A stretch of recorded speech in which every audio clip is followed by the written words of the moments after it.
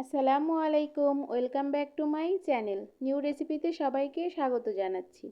রমজানে মন প্রাণ ঠান্ডা করা একটি ডাবের পুডিং তৈরি করছি আর সবার সাথে শেয়ার করব। ডাবের পুডিং বাসায় সহজভাবে তৈরি করতে পারবেন।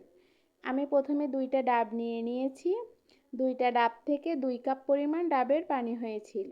সেই পানি দিয়ে পুডিং তৈরি করেছি। রমজানে হেলদি স্বাস্থ্যকর ডাবের পুডিং খেতে চাইলে এই প্রসেসে বাসায় তৈরি করে নিতে পারেন। ডাবের পুডিং তৈরি করার জন্য প্রথমে 2 কাপ ডাবের পানি ভালোভাবে ছেঁকে নিব আর 2 চামচ আগার আগার পাউডার পানির সঙ্গে ভালোভাবে মিশিয়ে নিব। আর ডাবের পানি সামান্য মিষ্টি করার জন্য 2 চা চামচ চিনি দিয়ে ভালোভাবে মিশিয়ে নিব।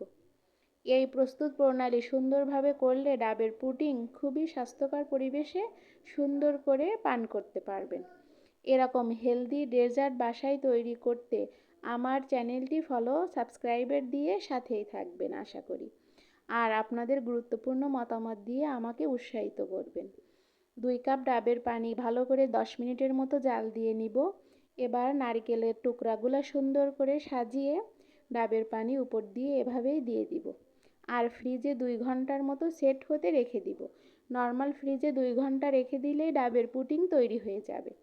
এভাবে বাসায় ট্রাই করতে দেখতে পারেন বন্ধুরা। খুব সহজেই ডাবের পুডিং তৈরি করে নিতে পারবেন।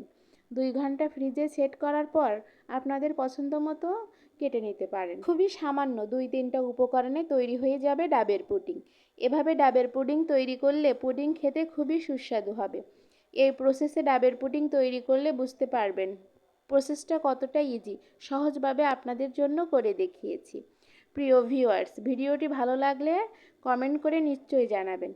আর আপনারা আমার চ্যানেলটি সাবস্ক্রাইব করতে একদমই ভুলবেন না। রমজান স্পেশাল নিত্য নতুন রেসিপি দেখতে আমার চ্যানেলটি ফলো দিয়ে সাথেই থাকবেন আশা করি।